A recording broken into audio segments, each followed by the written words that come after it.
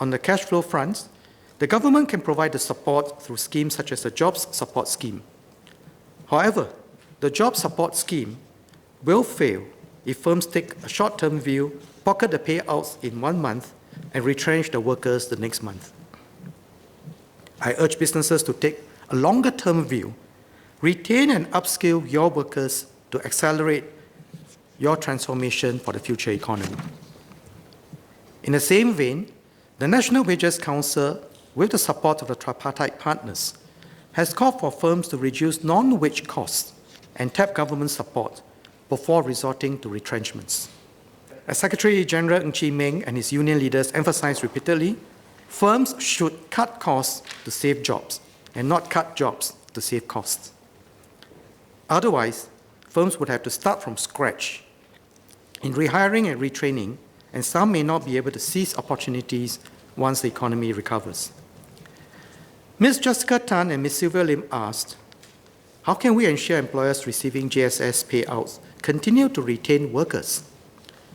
By design, employers who reduce their employees' wages or put their employees on no-pay leave during this period will have their JSS payouts reduced correspondingly.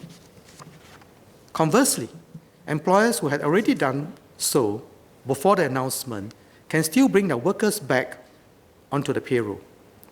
As long as you pay your employees' wages and make the necessary CPF contributions, you will receive the corresponding JSS payouts for the relevant months. MOM and the tripartite partners have released an advisory yesterday to guide employers on salary and leave arrangements that takes into consideration the substantial support from JSS. We'll continue to monitor the situation closely with our tripartite partners and take actions where needed. NTUC Secretary General Heng Swee Keat and Mr. Liang Eng Hua asked if we can flow the assistance to firms even more quickly. Let me assure you that we are trying our best. Agencies like CPF Board and IRAS have redoubled their efforts, working through nights and weekends to expedite the payouts. Firms on Gyro and PayNow will now start receiving the first JSS payout next week, while those in checks will start receiving a week later.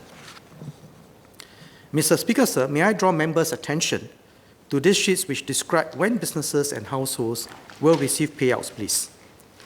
There will be support flowing every month for the next 6 months.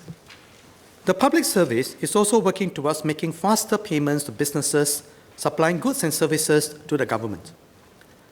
We have brought forward the scheduled due dates of more than 1,000 payment vouchers by an average of 11 days. This amounts to more than $600 million, benefiting close to 300 businesses, mostly SMEs. I encourage businesses that are in better financial positions to consider making similar gestures for their suppliers, many of which are SMEs. By keeping your supply chain intact, your company will also benefit.